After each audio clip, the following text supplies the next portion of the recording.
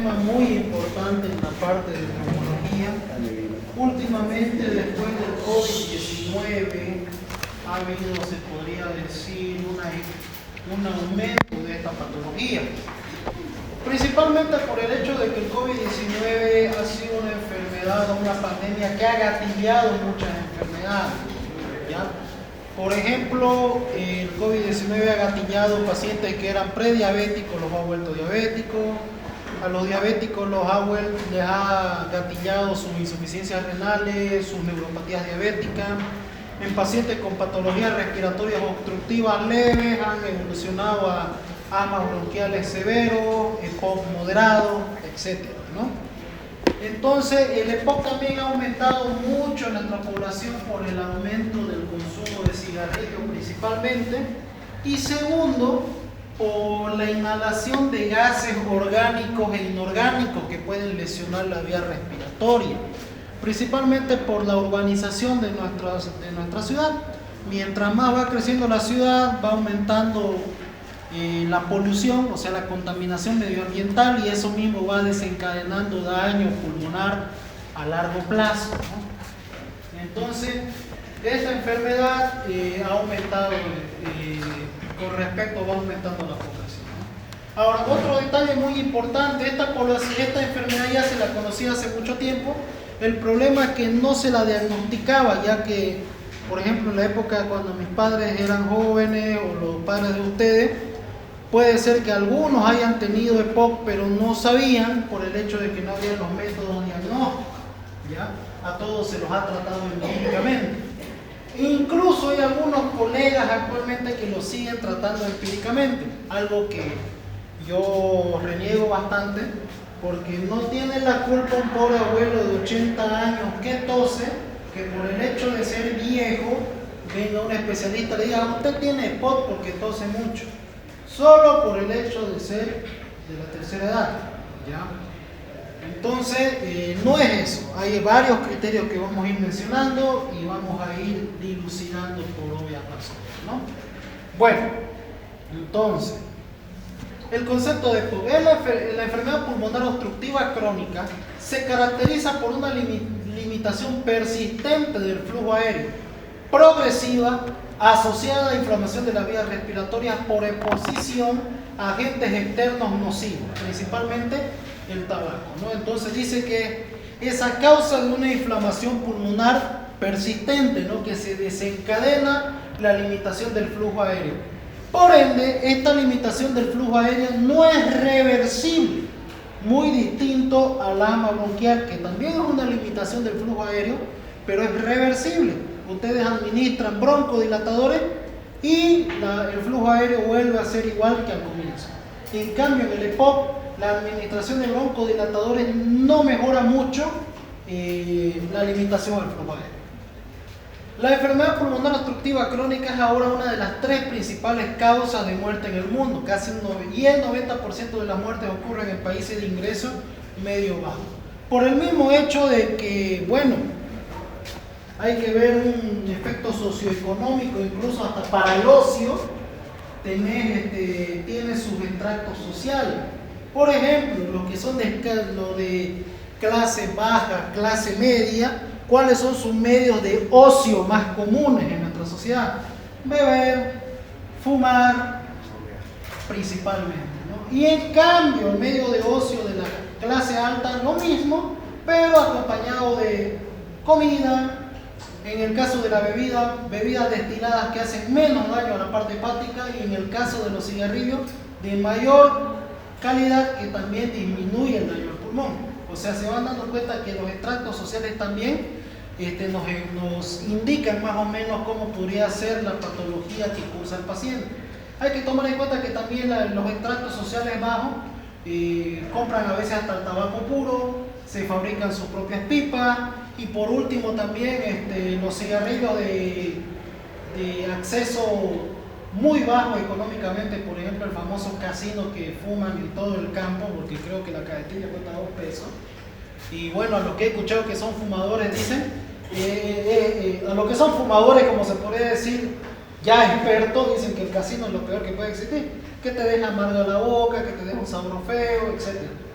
Entonces, digamos, y se ha visto que tiene bastante alquitrán y todos los pacientes que fuman eso tienen daños severos a nivel pulmonar. Vemos aquí, por ejemplo, anatómicamente cómo es un pulmón normal, ¿no? Y un pulmón con EPOC, ¿no? Estas lesiones negras que se ven en el pulmón se llama antracosis, ¿ya? La antracosis es característicamente aparece cuando hay lesiones por inhalación o polución. Por ejemplo, los que trabajan con caña, los carpinteros, los que trabajan en la parte de cerámica por el hecho de cocinar en horno, inhalan esos gases y puede producir una antracosis a nivel pulmonar. Además, fíjense, si vemos con respecto al volumen pulmonar, este está un poco disminuido. Incluso el corazón está aumentado de tamaño porque esta enfermedad repercute mucho a la parte cardiológica, ¿no? Bien, principales efectos de la EPOC. Inflamación sistémica. Debido a la lesión que produce la inhalación de humo que puede causar daño a nivel de la vía respiratoria, se va a producir una inflamación sistémica y liberación de reactantes de fase aguda. Entonces se va a liberar toda la cascada de la inflamación que está lleno, como podremos decir, de factores agregantes de plaqueta, tenemos vasodilatadores, tenemos noxa que activan el factor de complemento, etc. Pero a diferencia de otras enfermedades, esta es persistente. Entonces un círculo vicioso que se mantiene encendido, produciendo remodelación del parénquima pulmonar, destrucción del mismo e inflamación, ¿no? Alteraciones nutricionales y pérdida de peso. Normalmente los pacientes con EPOC, cuando ya está muy avanzado, pierden peso. Ya normalmente estos pacientes van a ir perdiendo peso paulatinamente, por el mismo hecho de que como hay una limitación al flujo aéreo, hacen más fuerza para ventilar los pulmones. Al hacer más fuerza para ventilar los pulmones, van a gastar más energía y por ende el requerimiento energético va a ser más. Pero aquí viene otro detalle. Estos mismos pacientes, como tienen limitación del flujo aéreo, van a preferir respirar a comer. Entonces estos automáticamente entran en hiporexia y anorexia. Y si ya van gastando energía y no las van recuperando, estos pacientes empiezan a perder peso. Otra característica que les hace perder el apetito, por la misma liberación de reactantes de fase aguda, principalmente de interferón alfa, este produce a nivel cerebral la supresión del hambre. Entonces, como es una inflamación sistémica continuamente activada, estos pacientes van a perder el apetito. Y otra, normalmente los pacientes con EPOC avanzado ya empiezan a hacer lo que se llama aerofagia. En otras palabras, empiezan a tragar aire. Y es por el mismo hecho que como están respirando con mucha dificultad, automáticamente ellos empiezan a tener no solo una respiración nasal, sino también una respiración bucal. Al hacer la respiración bucal, van tragando bocanadas de aire y eso va distendiendo el estómago y llenándolo. Y cuando el estómago está distendido, también se suprime el reflejo del hambre. Entonces también por eso estos pacientes no comen. Y algo muy importante, que también, por más de que uno los obligue a comer, se van a saciar rápido. ¿Por qué? Porque como el estómago está distendido con aire, se va a llenar rápido. Entonces el paciente no va a comer lo suficiente nutrientes que pierde con el acto ventilatorio. Disfunción muscular esquelética, por el mismo hecho de que no come, gasta más energía, el cuerpo empieza a extraer nutrientes de los músculos, entonces estos pacientes empiezan a perder masa muscular. Otras alteraciones extrapulmonares pueden producir lesiones cardíacas, principalmente tipo insuficiencia, va a producir cardiomegalia, sobre todo del lado derecho, ventrículo y aurícula izquierda va a estar principalmente dilatado, ya va a haber hipertensión pulmonar en estos pacientes, neurológica por la hipoxemia que ocurre a la larga por el EPOC, van a estar, normalmente siempre van a estar asténicos, adinámicos, etcétera, ¿no? Y osteoesqueléticos, ¿no? Por la pérdida de músculo, ¿no? Y osificación de los huesos. Bien, etiología. Tenemos las no ambientales y las ambientales, ¿no? Si hablamos de las no ambientales, sexo, es más predominante esto en el sexo masculino, ¿ya? Por los hábitos, por el contacto con el medio ambiente, etc. Entonces es más predominante en el sexo masculino. Edad, es mucho más propenso manifestarse esta enfermedad en la adultez tardía y en la tercera edad, ¿ya? Es muy poco común ver pacientes jóvenes con EPOC. Normalmente se llega a ver pacientes jóvenes con EPOC cuando hay bastante destrucción pulmonar, ya sea por secuelas de enfermedades pulmonares previas, por ejemplo neumonías, tuberculosis. Cuando hay mucho daño se puede producir un EPOC en pacientes jóvenes, pero normalmente la edad es de adultez tardía y tercera edad. Hiperreactividad bronquial. ¿A qué nos referimos con síndrome de hiperreactividad bronquial? Síndrome de hiperreactividad bronquial es cualquier enfermedad que tenga tos. En otras palabras, los asmáticos, las bronquitis crónicas, los pacientes con bronquiectasia, las bronquiolitis, todos esos pacientes que tienen esas patologías que tienen tos van a ser propensos a hacer EPOC, ¿ya? En otras palabras, un asma mal controlado puede evolucionar un EPOC. Sí. Imagínense un paciente asmático, no toma su medicación y le da una tuberculosis, entonces puede evolucionar un EPOC, ¿ya? Entonces todo síndrome de hiperreactividad bronquial puede evolucionar un EPOC. Otros pacientes con síndrome de hiperreactividad bronquial, los atópicos. La anterior vez hablamos de la atopía, ¿no es cierto? Que son los alérgicos, rinitis alérgica, dermatitis alérgica. Por estos mismos también puede evolucionar a un EPOC. Y genético, principalmente el alfa-1, la deficiencia del alfa-1 antitripsina. Esta alfa-1 antitripsina se podría decir que es una enzima que inhibe las proteasas. Las proteasas se producen en una inflamación y la antitripsina evita que estas proteasas sigan destruyendo el parénquima pulmonar. Pero algunas personas por herencia genética nacen con déficit de esta hormona, de esta enzima. Y al no tener esta enzima, es muy fácil y muy propenso que cualquier enfermedad que tenga este paciente va a producir destrucción del parénquima. Es muy poco común ver aquí en nuestro medio pacientes con déficit de alfa-1 antitripsina, son muy pocos los diagnosticados. Y normalmente sospechamos de eso cuando son pacientes EPOC jóvenes, ¿no? ¿Por qué? Porque normalmente se manifiestan en las primeras etapas de la vida, ¿no? Ahora, si hablamos de ambientales, el principal es tabaco, y no solamente la forma activa, sino la forma pasiva. Si ustedes son fumadores, van a ser propensos a tener EPOC. Si ustedes viven con un fumador, también son propensos a tener EPOC. Ahora, aquí viene lo interesante, si hablamos del cáncer de pulmón, ¿quién es más propenso? ¿El que fuma o el que no fuma? Que no fuma. El que no fuma. Se ha visto que los pacientes que no fuman son más propensos a hacer cáncer de pulmón que el que fuma. Ya, eso es un dato muy importante. Polución atmosférica interior o exterior, ¿ya? El hecho de que haya contaminación en el exterior nos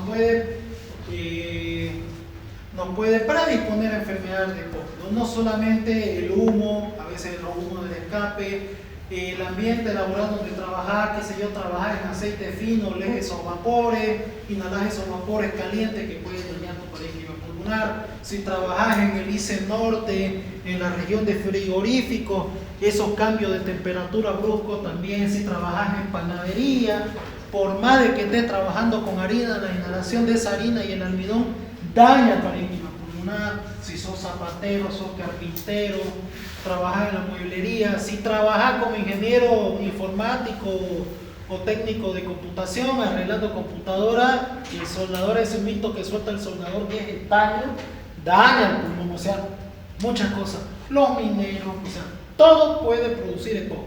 Incluso el hecho de estar aquí, si el aire está denso, contaminado, están construyendo un módulo y el polvo se viene acá de la construcción, también puede dañar su pulmón. ¿Ya? Entonces, todo produce, no solamente lo asociado a lo laboral, sino a lo ambiental. Principalmente ahora se diagnostica bastante EPOC en las madres de familia, sobre todo las que han tenido una vida en el área rural. Por ejemplo, yo tengo una tía que, digamos, Tiene sospecha de EPOC, digo tiene sospecha de EPOC, ¿por qué? Porque no se deja hacer los estudios conmigo, no quiere hacerse atender porque ella es de la medicina tradicional, muy tradicionalista. Y no, pero yo a veces que la he escuchado, tiene unos brutales estertores, tiene los signos de EPOC característicos en la parte anatómica y para el colmo tiene el antecedente, ella no fuma, pero que encantarle a cocinar a leña. O sea, para ella no hay comida más rica que la de esto. Por ejemplo, aquí yo he visto varios de los que venden pataca todos los fines de semana, todos con EPOC. ¿Por qué? Porque les gusta hacer la leña. Y eso lo van inhalando y van dañando el pulmón. Y ahí se han reído porque seguro que tienen una familia que hace pataca, tiene EPOC. Ya. Entonces, es ahí esos detalles. Hay que ver que no solamente el hecho de fumar, sino también tu zona donde viví o incluso tu actividad laboral, ¿no? Y bueno, las infecciones respiratorias que ya les he mencionado. Aquí en nuestro país, la que más comúnmente produce lesiones que pueden evolucionar una EPOC es la tuberculosis, las lesiones que producen esta enfermedad, ¿no? Porque son irreversibles, van dañando el pulmón, van produciendo inflamación constante del parénquima pulmonar y se destruye, ¿no?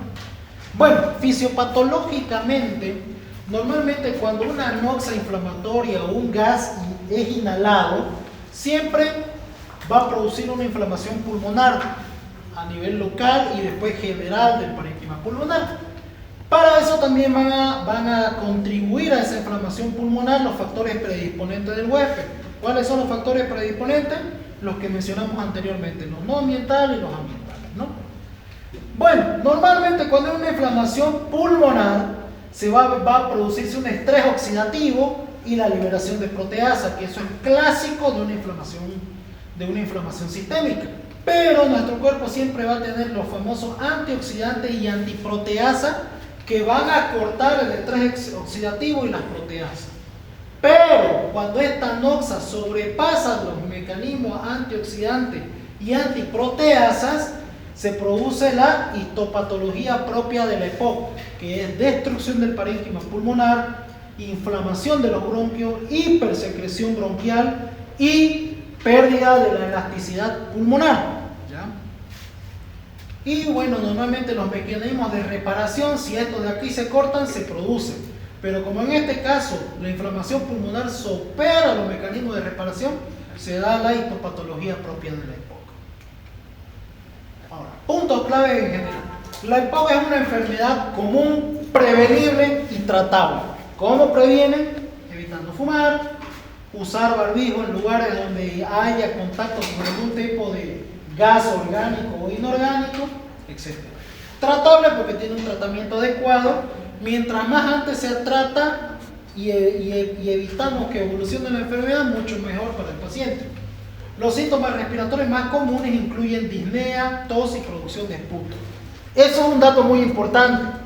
Normalmente los pacientes acuden ya por disnea a la consulta, pero cuando ya el paciente empieza a manifestar disnea, normalmente la EPOC ya es una EPOC moderado a severo. Son muy pocos los que llegan en la fase de EPOC leve. ¿Por qué? Porque el principal síntoma que tienen los pacientes con EPOC es hipersecreción mucosa. Sienten un poquito de moco acá y normalmente se van a dar cuenta los fumadores, siempre están tosiendo o están... ¿Por qué? Porque sienten el moco en la vía respiratoria. ¿Ya? Un clásico ejemplo, si lo conocieron al doctor Nogales, él era fumador. Entonces él tenía eso, ¿no? Constantemente estaba así. Y normalmente esos pacientes, como no están molestos, lo toleran durante años. Y ya cuando empiezan a manifestar la disnea, la enfermedad está avanzada. Por eso es que es muy importante siempre la anamnesia de los pacientes, preguntarle antecedentes del fumador, de qué trabaja, dónde vive, y si de vez en cuando no hay una pequeña tos o sensación de flema o garganta, como dice el paciente a nivel de la vía respiratoria, ¿no? El principal factor de riesgo para la EPOC es el tabaquismo, pero hay otras exposiciones ambientales, eso se llama biomasa, ¿no? La EPOC puede cursar con periodos puntuales de empeoramiento agudo de los síntomas respiratorios denominados exacerbación. Si vos tenés EPOC, normalmente vas a manifestar mucho más síntomas con las exacerbaciones. ¿Y cómo se pueden producir las exacerbaciones? Con cualquier cosa, una infección urinaria, una infección a nivel cutáneo, un dengue, una influenza. Ahorita hemos visto varios EPOC que están viniendo porque la influenza les gatilla las exacerbaciones. Y normalmente como estos pacientes ya viven con toda la fisiología alterada, pero ellos ya están acostumbrados a eso, viene algo más sobreagregante y se descontrola todo y empiezan a manifestar un montón de síntomas. En la mayoría de los pacientes la EPOC se asocia a enfermedades crónicas concomitantes importantes que aumentan su morbilidad y mortalidad. Normalmente, mi misma tía esta que es la que cocina leña, esa fue la que me enseñó la famosa frase de que si volea, bebe, y si bebe, puchea, porque dicen no hay bolo sin remojo, y no hay remojo sin pucho. Eso decía él. ¿Y es verdad? Normalmente, ¿qué te va a producir el EPOC? Ya hablamos primeramente, te puede producir una insuficiencia cardíaca. Si este paciente es hipertenso, eso va a acrecentar las descompensaciones o la sintomatología del paciente. Si es un paciente diabético, va a estar con mucha tendencia a las sobreinfecciones. ¿Ya? Entonces, eso hay que tomar mucho en cuenta. Las patologías sobreagregadas aparte del EPOC. Bien, sintomatología. Este es un cuadrito que he sacado de una guía que es a nivel mundial. ¿Se acuerdan cómo se llamaba la guía de asma? La GINA, ¿no? Tenemos el asma, las dos principales, la global y la GINA, ¿no? Y la otra que les recomendé era la GEMA. La GEMA es la guía española de manejo del asma, ¿no? Ahora, con respecto a EPOC, está el GOLD, que es la guía que maneja todo lo que es EPOC a nivel mundial. Y la que yo recomiendo, que también es bonita y mucho más sencilla, es la GESPOC, que también es española. ¿Ya? Esta también se basa en la GOLD, pero ¿cómo le digo? La hace un poco más práctica en la parte, digamos, cuándo decidir internar, cuándo darlo de alta. O sea, tiene un enfoque un poco más tercermundista. Y a pesar de que es en España, por el mismo hecho de que ya les mencioné de la migración de toda Latinoamérica ya. Bien, ¿cuáles son los síntomas según GOLD principales? La disnea, que puede ser progresiva a lo largo del tiempo. Normalmente el paciente no la manifiesta la disnea, pero es visible. Normalmente van a ver que estos pacientes respiran con uso de musculatura accesoria, con la boca entreabierta, con aleteo nasal, pero ustedes le preguntan, ¿te falta el aire? No, están acostumbrados. ¿Qué más? Es característico que empeore con el ejercicio, eso sí, si ustedes lo mandan a caminar unas 4 o 5 cuadras, empeora, si lo hacen subir escaleras, empeora, y tiende a ser persistente, ¿no? Tos crónica, puede ser intermitente y puede ser no productiva. También hay sibilancia recurrente, dependiendo del tipo de lesiones que hay. Algo que me olvidé mencionarles, el EPOC se asocia a dos patologías en conjunto. La primera es la bronquitis crónica y la otra es el enfisema pulmonar. Cuando ambas se juntan, producen el EPOC. Puede haber una más que la otra. Puede ser un EPOC con más bronquitis crónica o un paciente EPOC con más enfisema pulmonar. Normalmente el paciente que tiene más bronquitis crónica es aquel que tiene más tos con expectoración. En cambio, el paciente con EPOC a predominio de enfisema pulmonar normalmente va a tener más disnea y tos no productiva. ¿Ya? Algo muy importante que me estaba olvidando mencionar. Bien. ¿Qué más? Producción crónica de esputo. Cualquier patrón de producción de esputo puede indicar un EPOC. Infecciones recurrentes de las vías respiratorias bajas. Ahora, ¿por qué se da las infecciones recurrentes de la vía respiratoria baja? Tenés un paciente netamente con EPOC, no tiene ni diabetes, ni hipertensión, etc. Pero estos pacientes con EPOC siempre van a predisponer a infecciones respiratorias. ¿Por qué? Si no tiene otra patología que te baje las defensas. Por lo siguiente, recuerden que cuando avanzamos en neumonía había mecanismos de defensas anatómicos y humorales, ¿no es cierto? Olvidémonos de las humorales están bien. Puede ser una, pero principalmente es por lo siguiente, porque en la parte anatómica, ¿cuáles eran los primeros mecanismos de defensa? Teníamos las vibrisas y los cornetes, ¿no es cierto? Después pasábamos a la vía respiratoria baja y teníamos el epitelio. ¿Qué tiene el epitelio en la vía respiratoria? Cilios, ¿no? Tiene cilios que se encargan de limpiar toda la vía respiratoria. Y esa es la principal causa. Los pacientes con EPOC no tienen cilios. ¿Por qué? Por la inhalación de estos gases, estos cilios a la larga se terminan destruyendo o tienen muy poca movilidad. Entonces estos pacientes van a tener mucha dificultad para limpiar la vía respiratoria, ¿ya? Y es por eso que tienden a enfermarse principalmente, ¿ya? Antecedentes, factores de riesgo, ¿no? Como por ejemplo genéticos, anomalías congénitas, humo del tabaco, humo de cocina del hogar y de los combustibles, polvo, vapores, humos, gases, sustancias químicas, etc. Antecedentes familiares de POC y factores de la infancia, por ejemplo, bajo peso al nacer, infecciones respiratorias de la infancia, etc. Entonces, esas son algunas con respecto a la sintomatología que hace énfasis el GOL, ¿no? Y bueno, normalmente, clínicamente, gracias a estos síntomas, es que tenemos dos tipos de POC antiguamente. Actualmente ya no se maneja mucho esto, pero por historia nos sirve bastante. Hay los famosos sopladores rosados y los abotargados azules, ¿ya? Antes se decía que los abotargados azules eran los que predominaba el tipo de bronquitis crónica. Y los sopladores rosados, en ellos abundaba más el enfisema pulmonar.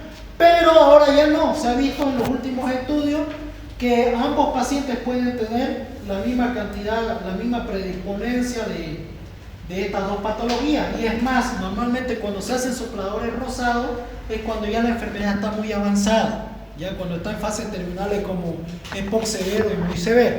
Pero bueno, para que entendamos un poquito cuáles eran las características. Por ejemplo, el soplador rosado, ¿cómo lo ven a este paciente? Bastante delgado, hay con bastante pérdida de masa muscular, incluso no se ve la bola adiposa de Bichat. ¿Por qué? Porque estos pierden tanta energía que consumen por respirar, ¿no? ¿Qué tenemos aquí? Principalmente hay destrucción de acino. Hay una destrucción de acino por obstrucción capilar, va en disminución de la sangre y del oxígeno en la sangre, y por ende se produce lo que se llama el enfisema pulmonar. El enfisema pulmonar, imagínense los acinos que se hacen más grandes, y al hacerse más grandes los capilares se obstruyen, y al obstruirse los capilares ya no hay irrigación a esos alveolos. Por más que entre el aire, no va a haber hematosis, y por ende va a haber un atrapamiento aéreo. Eso se llama espacio muerto fisiológico, ¿no? ¿Qué más va a haber? En estos pacientes su radiografía va a ser característica, va a tener un tórax alto, prominente, campos pulmonares limpios, sin lesiones, totalmente negros los campos pulmonares. Eso se llama enfisema pulmonar.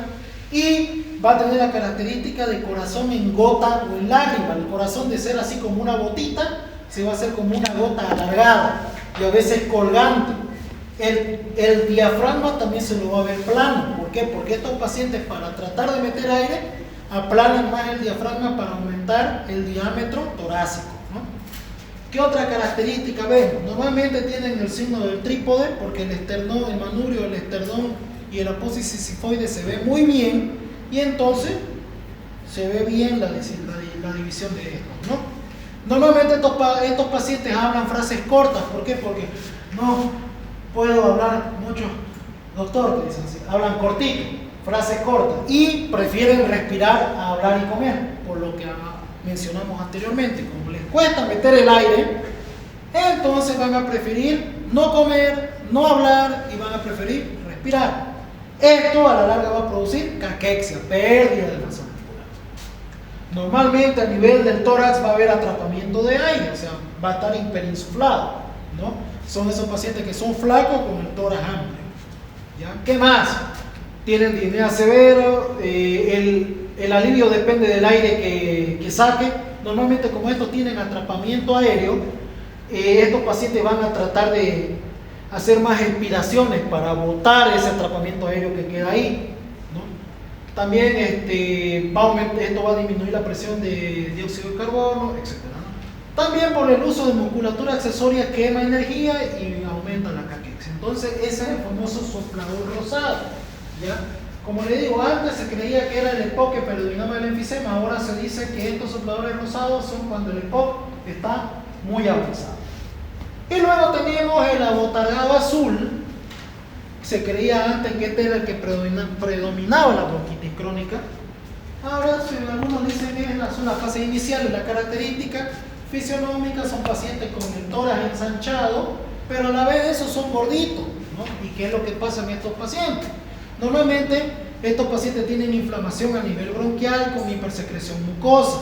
En estos pacientes, por esa inflamación bronquial, hipersecreción mucosa, va a haber sibilancia por la disminución de la luz bronquial. El aire entra, pero cuesta que salga, por eso que son así, ¿no?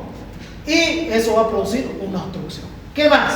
Estos pacientes, al tener el aire atrapado, va a haber una disociación ventilación-perfusión, va a haber aire que no se oxigena, y por ende van a hacer tendencia a hacer acidosis respiratoria por hipercambio, ¿no? Y eso es lo que le da la coloración azul. ¿Por qué? Porque como el aire entra pero no sale, aumenta la cantidad de dióxido de carbono en el espacio pulmonar, en los espacios alveolares. Y por ende, eso va a llegar a penetrar nuevamente al torrente sanguíneo. Recuerden que la hemoglobina le gusta más el dióxido de carbono que el oxígeno, y eso va a tender a desaturar al paciente, llenarlo de CO2 y producir la coloración azulada característica de los pacientes. Normalmente esta coloración azulada se ve en las regiones distales, labios, dedos. Estos pacientes, por la vasoconstricción pulmonar que ocasiona la CO2, va a producir hipertensión pulmonar y por ende cor pulmonar. Estos pacientes van a tener el corazón grande, normalmente van a estar asociados a insuficiencia cardíaca. ¿Qué más? Estos pacientes tienen bastante CO2 dentro de los pulmones. Esto va a producir una disnea bastante severa. Y por el hecho de que no quiere, se cansa muy rápido, va a preferir no hacer nada, solamente respirar. Y eso hace que aumenten de peso. Por eso es que esto se lo caracteriza con este tipo de biotipo. Por ejemplo, ahora vimos en la práctica, ¿no es cierto? Vimos la paciente cómo era una paciente con sospecha de POC, fumaba hace tiempo, y ahora se podía hacer una botargada. Entonces la veían, tenía respiración nasal y bucal, era gordita, tenía el pecho aumentado de tamaño, veíamos la radiografía horizontalización de los arcos costales, y el corazón, en vez de ser chiquitito como el soplador rosado, era un corazón grande. ¿Ya? ¿Por qué? Porque eso a la larga produce insuficiencia cardíaca. Y casualmente esta paciente también tenía hipertensión e insuficiencia cardíaca. Bien, ¿cómo diagnosticamos el EPOC? Ya sabemos más o menos la clínica, los fenotipos que hay. Ahora, el principal método diagnóstico según GOL es espirometría forzada. Si ustedes le dicen que un familiar de ustedes es EPOC y no le han hecho espirometría forzada, se la están charlando. Tal vez si entra su familiar por la vía de emergencia y lo catalogan como EPOC por la radiografía y los antecedentes, puede ser, pero es obligación después del médico, una vez que controlar la exacerbación, hacer la espirometría para confirmar si es o no es un EPOC. ¿Ya? Por ejemplo, si entra por emergencia, no le vamos a hacer una espirometría a un paciente que se está muriendo por falta de aire. No va a poder hacer la prueba. Tampoco yo me puedo poner exigente.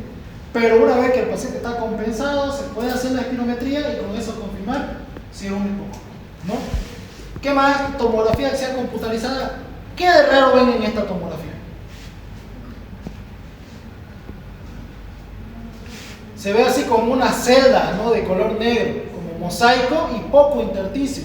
Ese es el famoso enfisema centroacinar. Este es un pulmón enfisematoso. Si ustedes ven la radiografía, miren la horizontalización de los arcos costales, característico de un paciente con EPOC por hiperinsuflación de la caja torácica, ¿no? Otros estudios que se le puede hacer al paciente es la pletismografía, más que todo para diferenciarlo de una fibrosis pulmonar, pero con la espirometría forzada, clínica y una radiografía, una tomografía es suficiente para diagnosticar un EPOC, ¿no? Bien. ¿Qué más se puede pedir? Oximetría de pulso y gases arteriales. Normalmente la saturación periférica en los pacientes con EPOC avanzado es menor al 92%. Hay las pruebas de ejercicio y evaluación de actividad física. Esa es la prueba o el índice de Bode. Ese índice de Bode nos va a decir si este EPOC en qué fase está y si está viendo una mejoría con el tratamiento que hacen ustedes o no. También nos va a dar un pequeño pronóstico de la patología del paciente. Y si hablamos de la clasificación espirométrica, es de GOL, está igual que en el asma, es leve, moderada, grave, muy grave. Y son los mismos valores. GOL 1, volumen expiratorio forzado del primer segundo, mayor a 80. GOL 2, moderada, volumen expiratorio forzado entre 50 y 80% de lo esperado. GOL 3, grave, entre 30 a 50. Y GOL 4, menor a 30. ¿Cuál es la diferencia con el asma? Si es los mismos valores. ¿Cuál es la diferencia con el asma? Prueba broncodilatadora. ¿Se acuerdan cuál era la característica del asma? Se hace la prueba broncodilatadora, mejora. Hay un aumento del 12% más 200 ml en el volumen expiratorio forzado del primer segundo. En cambio, en el EPOC ustedes le hacen la prueba broncodilatadora, no hay mucho cambio. Puede llegar a 3, 4 o por último hasta disminuye en algunos casos. O sea, no hay mejoría en la prueba broncodilatadora. Entonces, ese es un EPOC. Por eso es muy importante de que si ustedes piden una espirometría forzada, siempre con prueba broncodilatadora. ¿Por qué? Porque igual, miren, puede ser que nos salga un EPOC leve, es igual que el asma leve. No sabemos si es asma o EPOC al fin y al cabo. ¿Cómo sabemos? Gracias a la prueba broncodilatadora, ¿no? Entonces siempre solicito espirometría forzada más prueba broncodilatadora. Se hace eso y ahí ya se ve la comparativa. Si hay mejoría con el broncodilatador, asma. Si no hay mejoría, EPOC. Listo, ahí está el diagnóstico. Bien, ahora, yo como neumólogo, van a escuchar siempre cuando, si quieren quedar bien en el internado o incluso con otros docentes, ustedes han escuchado la clasificación de la DINE, no es DINE grado 1, grado 2, grado 3, grado 4 y hay DINE 0. Casualmente hay dos clasificaciones. Hay una que es la que utilizan la mayoría, que es según la NIHA, que es la clasificación de cardiología, que es DINE, DINE pequeños esfuerzos, DINE medianos esfuerzos, DINE de reposo. En cambio, nosotros los neumólogos usamos la DINE según la MRC. ¿Ya? Entonces, ¿cómo es la DINE según la MRC? Por ejemplo, si ustedes me dicen DINE grado 1, yo voy a entender por MRC. Ahora, si ustedes me dicen DINE grado 1 según NIHA, según NIHA, entonces cambio mi chip. Pero yo normalmente como neumólogo uso esta clasificación. Por ejemplo, grado 0 MRC, tan solo me falta el aire al realizar ejercicio intenso. Por ejemplo, ustedes suben los 5 pisos para llegar acá y están cansados, DINE 0, normal. Grado 1, me falta el aire al andar deprisa en territorio plano, llano, o al andar subiendo una pendiente poco pronunciada. Por ejemplo, están llegando tarde a la práctica y empiezan a poner ahí. Y ahí les viene la disnea caminando en plano. O cuando están subiendo las ramplitas ahí del Ventura Mall, que es una subida así chiquita, pero si se cansa, DINE grado 1. Grado 2, no pueden mantener el paso con las otras personas de la misma edad en zona plana, o tiene que detenerse para respirar en andar llano. Normalmente esto es cuando están andando los tres ahí, o vos estás andando con tu corteja y de la nada, espérame que ya me cansé un ratito, déjame descansar y la otra te dejó, ¿no? Entonces, ya, es una DINE grado 2 según la MRC.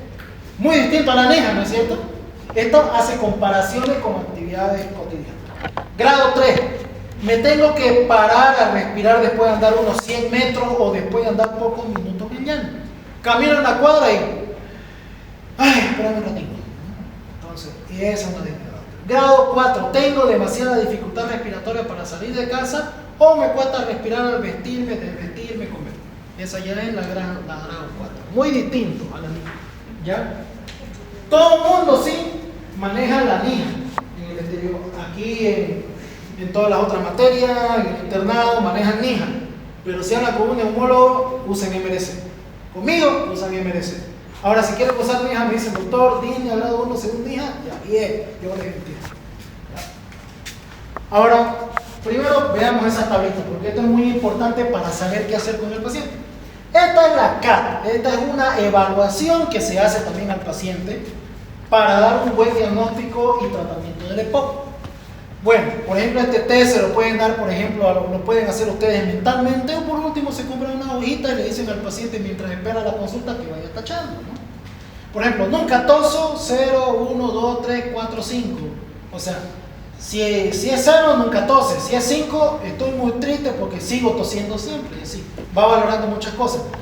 No tengo nada de flema, sería un 0. Tengo el pecho completamente lleno de flema, sería un 5, ¿no? Así ustedes van graduando y le van haciendo firmar al paciente, tachar al paciente. Según eso les va a salir una puntuación. Suman, qué sé yo, aquí salió 5, aquí salió 0, aquí salió 2.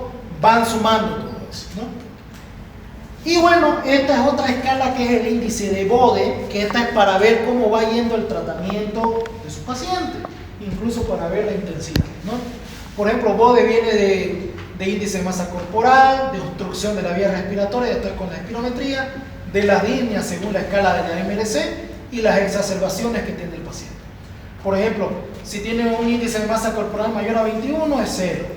Si es volumen expiratorio forzado mayor a 65 es 0. Si van sumando todo eso y les va a salir una puntuación. Si sale de 0 a 2 es un EPOC leve según Bode.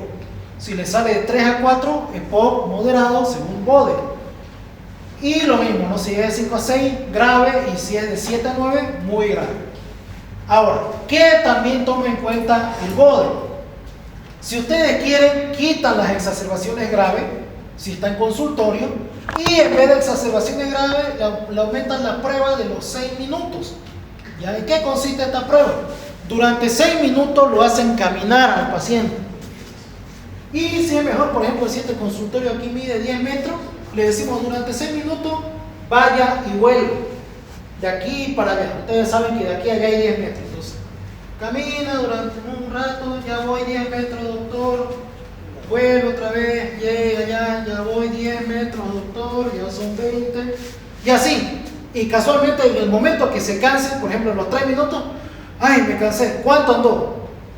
Ya, andó 150 metros. Entonces es una puntuación de 2 según la escala de Bode. Y con eso también sirve lo mismo para diagnosticar en qué tipo de EPOC tiene. Por ejemplo, este de aquí es con exacerbaciones graves. Por ejemplo, este nos sirve para cuando el paciente llega a emergencia.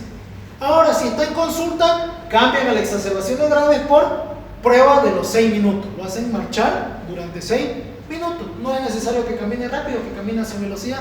Y hay algunos que incluso andan 10 metros, 15 metros y ya se están cansando. Y ustedes, ¡pum!, hacen la pausa. ¿Cuánto andó? 50 metros.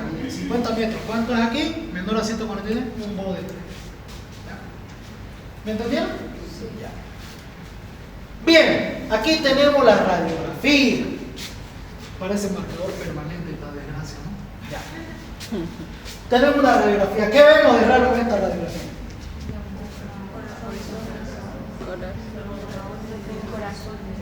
Primeramente, siempre de afuera hacia adentro, que vemos los arcos costales horizontalizados, ¿no? ¿Qué más vamos a ver? La silueta cardíaca. Miren, no está en contacto con el diafragma. A esto se llama corazón en gota o en lágrima, porque está colgando. Algunos le dicen corazón en péndulo cuando son leptosómicos, pero como este es un EPOC, es corazón en gota o lágrima, ¿no? ¿Qué más? Miren el diafragma, está plano, ¿no? Y miren los campos pulmonares. Se puede ver el intersticio muy poco y los campos pulmonares están muy negros, ¿no? Entonces esto vendría a ser una radiografía sugestiva de EPOC, ¿no? Miren la horizontalización de los arcos costales, enfisema pulmonar bilateral. Bien, diagnóstico diferencial según Gold. ¿Qué tenemos que tomar en cuenta el EPOC? Tenemos que hacer diagnóstico diferencial con asma. ¿Cómo lo diferenciamos? Ya dijimos, ¿no? Prueba espirométrica. Si la espirometría, patrón obstructivo con prueba broncodilatadora positiva, asma. Si es patrón obstructivo o mixto con prueba broncodilatadora negativa, es EPOC, ¿no? Insuficiencia cardíaca congestiva. Los pacientes con insuficiencia cardíaca van a manifestar disnea, van a manifestar tos e incluso expectoración en algunos casos cuando hacen edema agudo del pulmón. Pero ¿cuál es la principal característica? Normalmente los pacientes con patología respiratoria no refieren ortopnea, y eso métanselo a su cabeza, que yo me vengo discutiendo con el cardiólogo de Corder porque cada vez me manda su cardíaco con ortopnea y dice que ya le descartó todo. Pero yo lo he hecho en la camilla, se empiezan a ahogar, ¿no? Entonces eso no es pulmón, ya eso es corazón. ¿Y es por qué? Porque no quiere hacer la orden de ecocardiograma.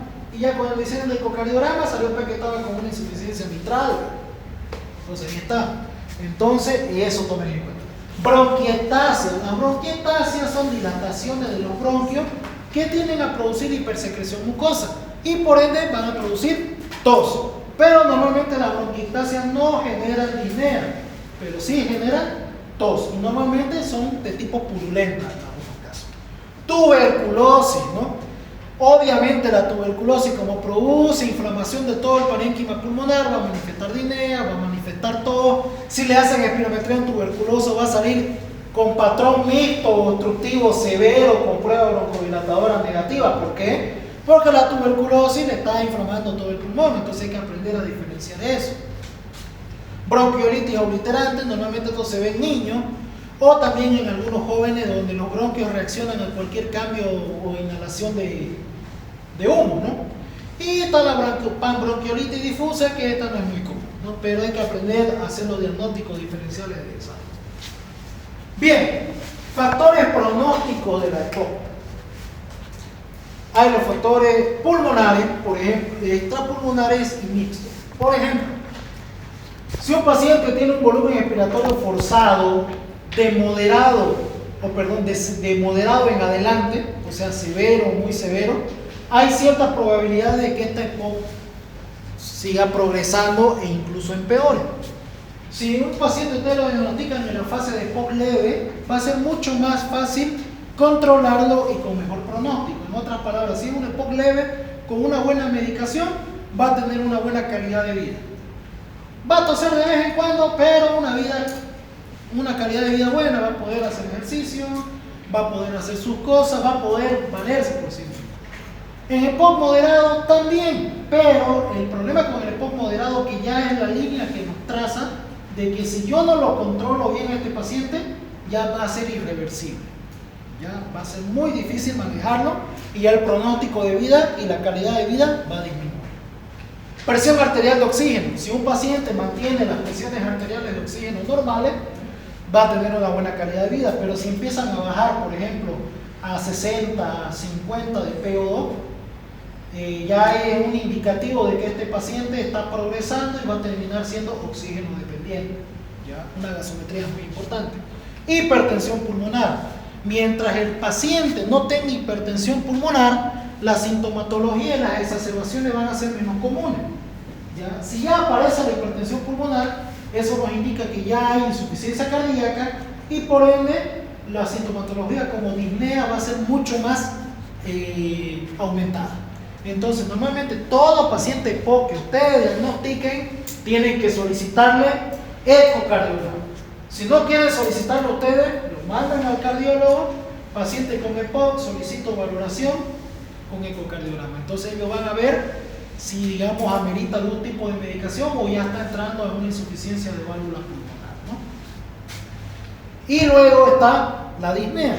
Si el paciente refiere mucha disnea, por ejemplo en la escala de Bode, si a partir de los 250 metros, menos de 250 metros se empieza a cansar, entonces el pronóstico va a ser muy difícil de manejar este paciente, esto puede aumentar. Ahora si el paciente recién empieza a cansarse a los 500 metros, entonces es un buen pronóstico, todavía se lo puede manejar. Otros pronósticos extrapulmonares, por ejemplo el sexo. Si es hombre, es más difícil de manejar que una mujer. Índice de masa corporal. En estos pacientes con EPOC hay que tratar que el índice de masa corporal esté lo más cerca de la normalidad posible. No es mejor que no esté en sobrepeso ni tampoco en desnutrición. ¿Ya? ¿Por qué? Porque recuerden que el gasto energético es lo que acrecenta la insuficiencia respiratoria en estos pacientes porque pierden músculo. Entonces ustedes lo que tienen que tratar de hacer es mantener al paciente en un buen índice de masa corporal. Si es un abotargado azul, acuérdense que estos pacientes van a preferir no hacer nada. Entonces hay que hacer un buen tratamiento farmacológico, una buena nutrición para bajar de peso y mano con el fisioterapeuta para empezar a reingresarlo a la sociedad.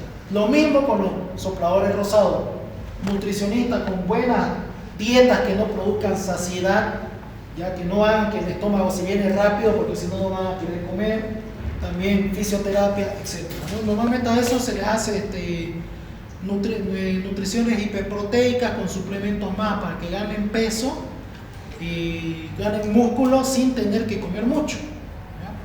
A veces ya van con los fisiculturistas y le ponen sus 2 tacitas de proteína de esa harina de gusano que toman los fisiculturistas. Son de gusano, por si no sabían. Si han ido al gimnasio y han tomado su creatina, son hechas de gusanito, por si acaso. Ya, no es proteína, es mentira que agarran y raspan un huevo ahí y sale de ahí. No, crían gusanos, lombrices en cantidades industriales, las tostan, las muelen y lo ponen ahí, le ponen un saborizante para que sepa a vainilla. Comen gusanitos, ya saben. Bien, actividad física muy importante para mantener la ventilación pulmonar, la musculatura, etc. Evitar las anemias, evitar la depresión. Si un paciente está deprimido, por más de que ustedes le pongan al mejor equipo multidisciplinario cardiológico pulmonar, no va a mejorar. Entonces, normalmente estos pacientes con EPOC hay que mandarlo también la mano con el psiquiatra. Y eso es muy importante, ¿no? ¿Por qué? Porque el principal, la principal medida para mejorar la comorbilidad del paciente con EPOC es dejar de fumar. Y normalmente los pacientes que dejan de fumar empiezan a hacer su ansiedad o su abstinencia. Entonces, el que maneja mejor eso es el psiquiatra, ¿no? Comorbilidades, o sea, controlar las otras patologías como diabetes, hipertensión, etcétera, y evitar la proteína C reactiva. La proteína C reactiva es un marcador indirecto de inflamación. Si la proteína C reactiva se mantiene alta, significa que la cascada de inflamación está constantemente elevada. Entonces, en esos casos hay que tratar de controlar esta inflamación, tal vez uso de corticoides orales, tal vez AINE, etcétera, ¿no? Otro, tabaquismo, como les mencioné, la prueba de la marcha de los 6 minutos. Mientras más pueda caminar el paciente, mejor es el pronóstico. Controlar las exacerbaciones, hay que prevenir esas exacerbaciones. La calidad de vida y bueno, el índice de Bode, que ya mencionamos que mientras mejor salga el índice de Bode, mejor va a ser la sobrevivencia. Bien, esto es algo muy importante. El índice tabáquico. También ustedes pueden calcular el riesgo de padecer EPOC dependiendo de la cantidad de cigarrillos que consumen. ¿Ya? Por ejemplo, esta es la fórmula: número de cigarrillos al día por número de años de fumador dividido entre 20. Y esta es la probabilidad de EPOC que tenés según esa fórmula. Hagamos un ejercicio. Por ejemplo, a ver, ¿qué edad tenemos? Sí. 21, ya. Supongamos que vos empezaste a fumar desde los 15 años. Ya, justo en tus 15 años te dieron un puchito con día de tu padre. Supongamos que fumás, a ver.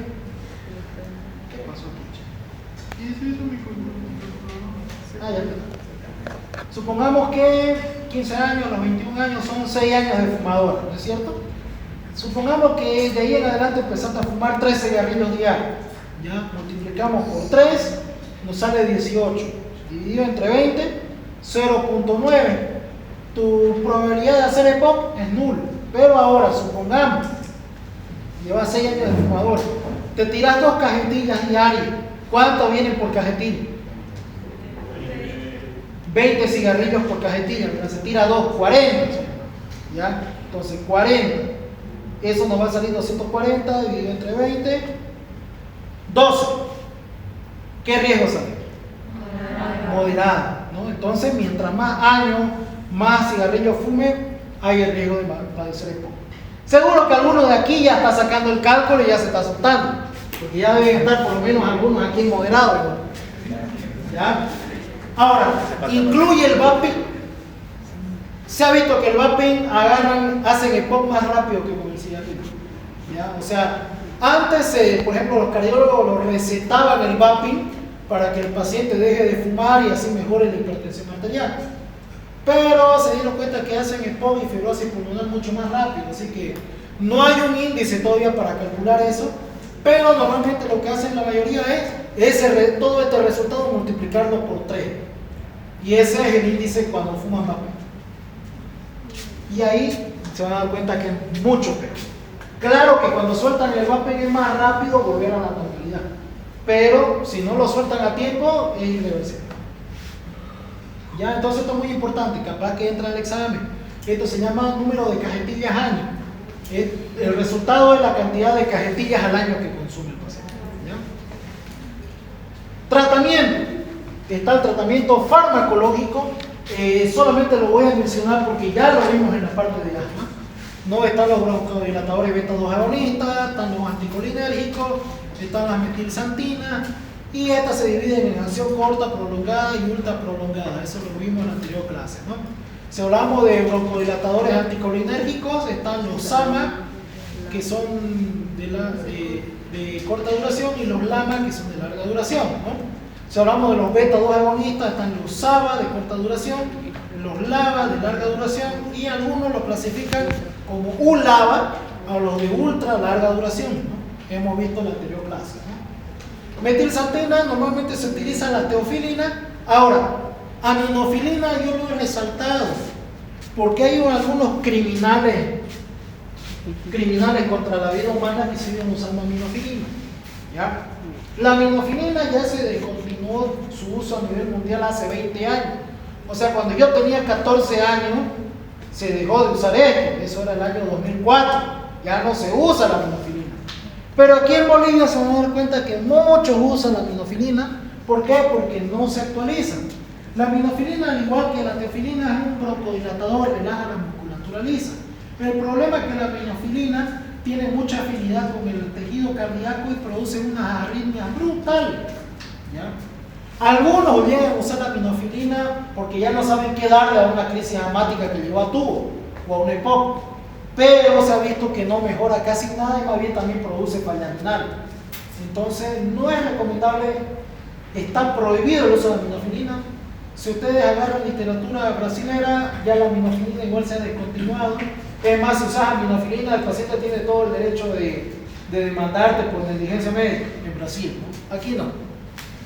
Aquí se salvan. ¿Ya? Y bueno, los glucocorticoides inhalados que ya mencionamos también anteriormente. Algo muy importante con los glucocorticoides inhalados es la predisposición a candidiasis orofaringea. ¿Por qué? Porque los corticoides inhalados es cierto que no producen depresión sistémica de la defensa, pero sí una depresión local.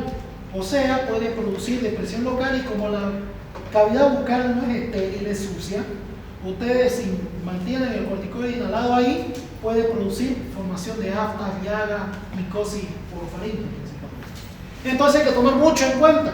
¿Será que a mi paciente POC le puedo dar corticoides inhalados? Sí y no. Según la guía, no. Pero según la guía también menciona, ahorita vamos a ver, que se puede utilizar en las exacerbaciones. Por ejemplo, si el paciente llegó disnéico, es un EPOC ya conocido, le pueden poner corticoide inhalado hasta estabilizarlo. Una vez que está estable, se lo retiran y vuelven nomás a los broncodilatadores, ¿ya? Pero no está recomendado en uso crónico, a menos de que hubiera tal vez una patología asociada a atopía. Bueno, los corticoides sistémicos, al igual que el ANA, su uso es bastante tedioso. El hecho con esto es que produce inmunodepresión sistémica y predispone a las infecciones, ¿no? Pero en algunos casos hay que usarlo por el mismo hecho de que el paciente puede descompensarse. Ahora, acá hay una nueva familia que se llama los inhibidores de la fosfodiesterasa, y me olvidé el 4. Inhibidores de la fosfodiesterasa 4. Estos son antiinflamatorios pulmonares, ¿ya? Este medicamento principalmente es el roflumilaz. Se lo voy a escribir acá porque no lo he puesto. El principal inhibidor de la fosfodiesterasa 4 se llama roflumilaz, ¿ya? Por ejemplo, es muy útil en pacientes que llegan con exacerbaciones del EPOC. ¿Por qué? Porque corta toda la cascada de inflamación y desinflama el pulmón. Facilita la difusión de oxígeno a nivel del intersticio. Entonces se puede utilizar ese medicamento como coadyuvante al tratamiento. Bien, ahora, ¿de qué nos sirvió todas esas tablitas y todo lo que acabamos de hablar para llegar al diagnóstico y al correcto tratamiento? Este cuadrito no está en el libro, ni en el Farrera ni en el Harrison. Esto lo saqué del GOL 2024, que era del año pasado, la última actualización. Más bien va a ser de el 2024, porque el 2025 sale el otro mes, se han salvado. ¿Ya? Entonces, primeramente, confirmación diagnóstica por espirometría, ¿no? Ahí que tiene que haber prueba broncodilatadora posible. Evaluación de la limitación de flujo aéreo. ¿Qué nos salió? Un GOL 1, GOL 2, GOL 3, GOL 4. Bien, ahora, para esto nos sirve evaluación de los síntomas y riesgo de exacerbación. Si tu paciente tuvo una exacerbación o ninguna exacerbación moderada con o sin ingreso hospitalario, se lo va a clasificar en A o B, un paciente A o un paciente B. También la escala que hicimos de la MRC y la CAT nos va a ubicar si es un paciente A o B. Por ejemplo, aquí salió un paciente con MRC de 1, o sea, una disnea que camina a la pendiente y empieza a tener disnea, y un CAT menor a 10, entonces va a ser un paciente categoría A. Si sale un CAT mayor a 10 con una MRC arriba de 2, va a ser un paciente tipo B. Ahora, ¿qué dice? Si tu paciente es un tipo A, el tratamiento va a ser con un solo broncodilatador. Si tu paciente sale categoría B, su tratamiento va a ser un LABA más un LAMA. ¿Cuáles eran esos?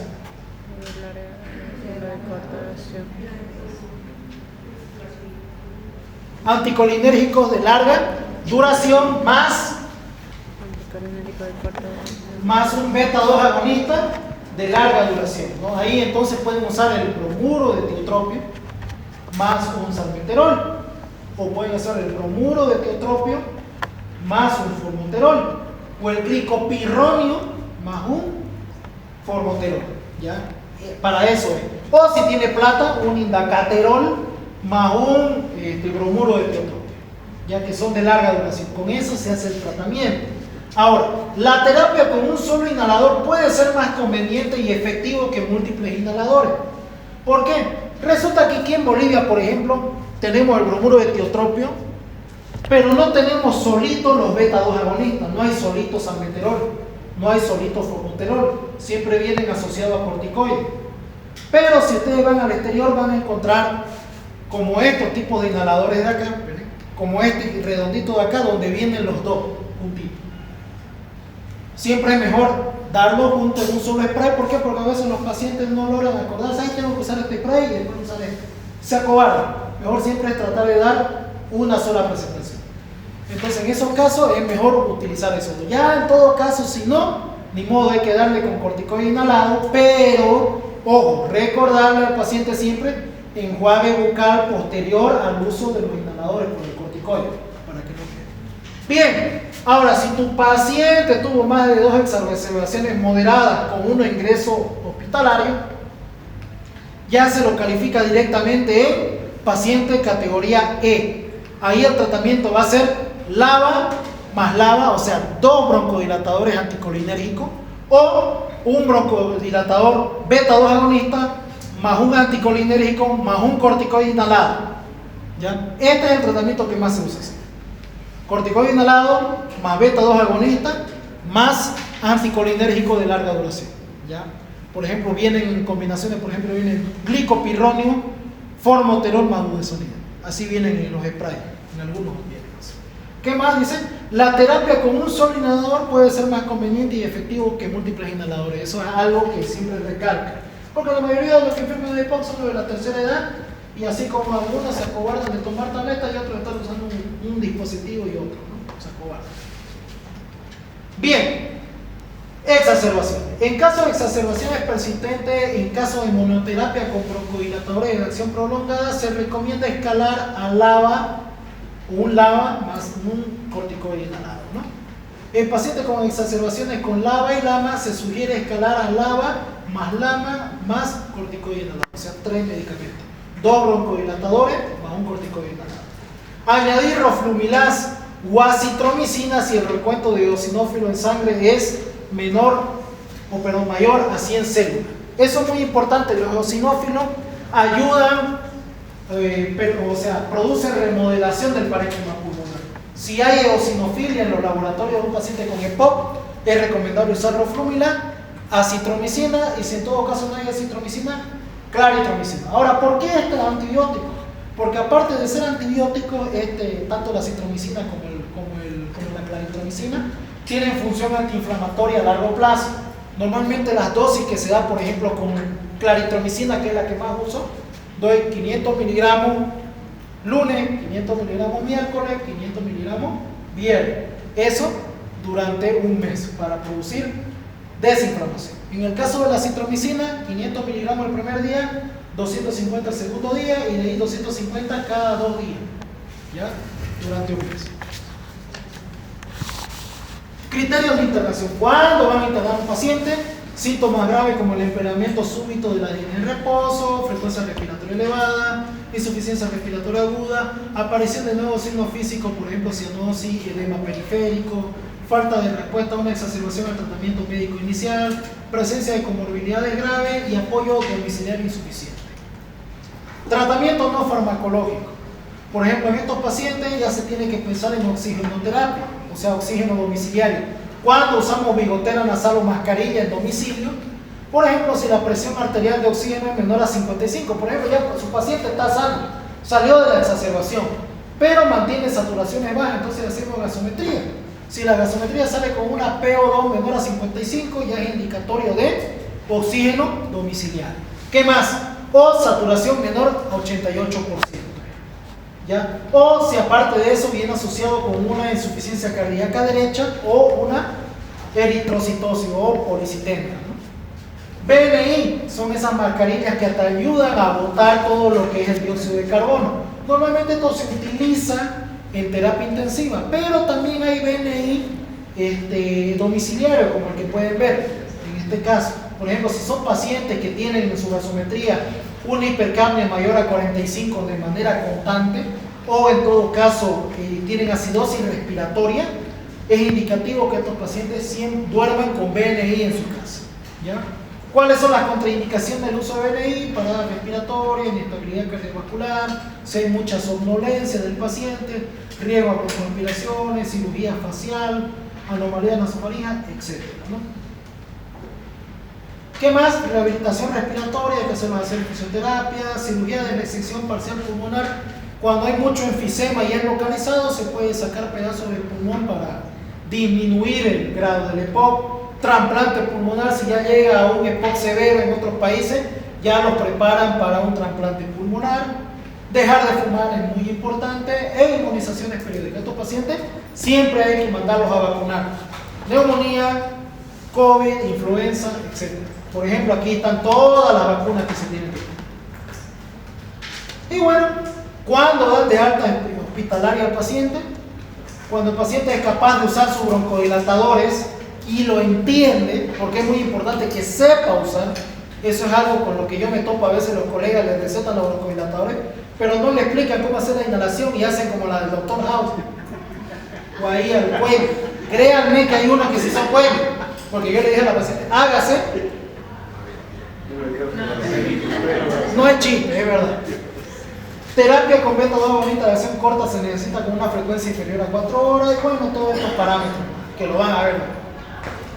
Y bueno, eso es todo con respecto al POC, ¿ya?